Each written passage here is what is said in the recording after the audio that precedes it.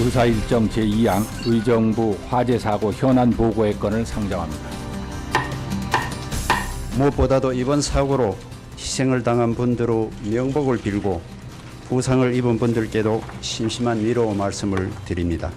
사고 개요는 2015년 1월 10일 오전 9시 27분에 신고가 접수되었으며 장소는 경기도 의정부시 의정부동 평화로에 위치한 대봉그린 아파트, 드림타운, 해뜨는 마을 아파트 등 3개소입니다. 피해 현황은 사망 4명, 중상 11명을 포함하여 126명의 부상자와 90억 정도 재산 피해가 발생했으며 현재까지 접수된 이재민은 191세대 278명입니다. 다음은 이에 대한 재발 방지 대책입니다. 소방관서와 건축 전문가 합동으로 도시형 생활주택에 대한 표본 점검을 통해 우선적으로 개선 가능한 안전대책을 마련하도록 하겠습니다. 그리고 건축법 등 화재 안전 관련 법령을 재개정할 때 화재 위험 특성을 체계적으로 평가하는 화재 영향 평가제 도입을 추진하겠습니다. 지난 토요일 경기도 의정부시에서 참으로 안타까운 사고가 발생했습니다. 수백 명에 달하는 주민들이 생활 기반이 전소되는 피해를 입었고 현실적으로 지자체의 행정 및 재정 능력으로 수습이 곤란한 만큼 이번 화재 지역을 특별 재난 지역으로 선포해야 한다고 보는데, 특별재난구역은 재난 및 관리 안전관리 기본법의 60조 하고 시행령에 그 조건이 나와 있습니다. 그러나 지자체에서 의정부시에서 요청이 있기 때문에 전례도 보고 면밀히 검토를 해서 결정을 하도록 하겠습니다. 사람이 4분 사망하셨죠? 한 분은 6층과 7층 계단 사이, 계단? 한 분은 10층 옥상 앞 계단, 네. 한 분은 503호 입구 복도. 10층에 들어있는 분들이 어떻게 대응할지 아무도 모를 거예요. 아마. 그 상태에서 만약에 탈출을 하게 되면 그 유독가스에 지식되지 않겠어요. 복도에서 돌아가신 분, 또 10층 그 옥상 올라가다 돌아가신 분 있잖아요. 다 유독가스에 이제 그 지식사 아닙니까? 그러니까 이런 부분들은 소방서에서 도착하자마자 뭐 이불이나 다른 천을 해서 물을 적셔서 그냥 계십시오 하는 방송을 하든지, 안 그러면 옥상으로 대피를 하다든지, 안 그러면 지하로 내려오라든지, 이런 나름대로 대피에 대한 그런 것을 방송을 저는 하는 것이 불 끄는 더 중요하다 생각합니다. 누구도 어떻게 하라는 지시가 없어요. 이렇게 했으면 저는 4분이 돌아가지 않았을 거라 봅니다. 이런 것이 없어요. 그런 매뉴얼이 없어요. 네? 이런 것이 늘 저는 안타깝게 생각합니다.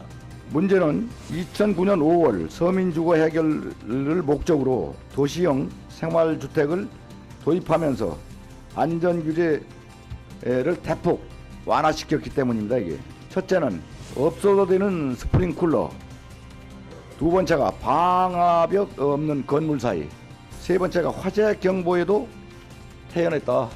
안전교육 미숙이죠. 네 번째가 뭘까요? 소방차 가로막는 불법 주차입니다. 다섯 번째가 뭡니까?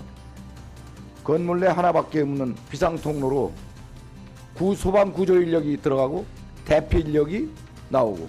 도시형 생활주택은 다른 소방 대상물에 비해서 구조적으로 소방시설이나 건축 구조 면에서 화재의 취약성을 가지고 있습니다. 앞으로 이런 구조적 문제에 관해서는 관련 부처와 법령 개정을 통해서 보완을 하도록 하고, 법령 개정이 수반되지 않은 사항은 나름대로 후속 조치 계획을 수립해서 적극적으로 추진하도록 하겠습니다. 정말 이 규제 완화에서 저 안전장관은 이제 할 얘기 할 수 있어야 돼요. 눈치 보지 마시고. 이런 식으로 규제 풀다 보니까 지금 계속 대형 사고가 터지고 있잖아요. 서울하고 이 문제하고. 이 정권의 최대의 저희 과제로 알고 있는데 소식을 얘기할 수 있겠어요? 2009년도에 완화된 그 건축 및 주택법에 따라서 상당히 그 위험 요소가 상당히 있다는 것을 알았습니다. 그래서 그것은 제가 국토부 장관하고 빠른 시간 내에 다시 규제를 강화시켜야 되겠다고 상의를 했습니다. 안전을 담보로 하는 규제 완화 확실히 책임져야 됩니다. 잘 알겠습니다. 이번 의정부 화재의 인적 피해가 커졌던 부분은 피해자들의 피난이 원활히 이루어지지 않았던 점에 있습니다. 건물 1층 계단 출입구가 화염에 막혀 피난을 할 수 없었고 한 개의 통로에서 소방관들의 진화 작업과 주민 대피가 동시에 이루어지다 보니 진화와 대피 그 어느 하나도 쉽지 않았습니다. 많은 학자들과 업계 종사자들은 이번 참사와 같이 고층형 주거빌딩 화재의 경우 출입구와 비상계단이 화염과 유독가스로 막힐 경우에 대비해 추가적인 피난기구의 설치 등의 필요성을 역설하고 있습니다. 이번 사고를 계기로 소방 분야의 제도적인 정비도 불가피할 것으로 보입니다. 지금 세 채가 화재 났잖아요. 두 채는 지금 10층이고 한 채 해뜨는 마을은 15층이잖아요.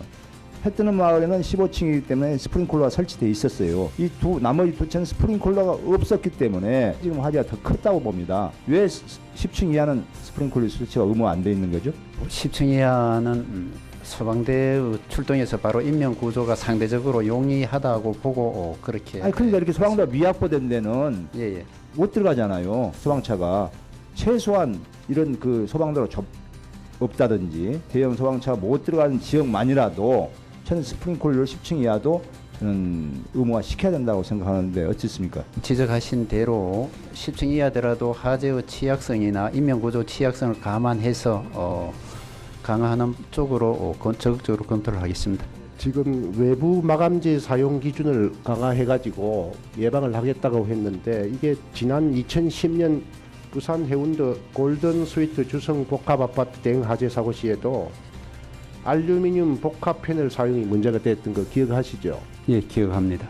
이번 화재에도 해 뜨는 마을이 이와 동일한 공법을 사용했고 관련 법규가 개정되기 전까지 현재 건축 중이나 기존에 건축된 건물 중에 의정부 아파트와 유사한 공법으로 지어진 화재에 취약한 건물을 어떻게 하겠다는 계획이 없어요.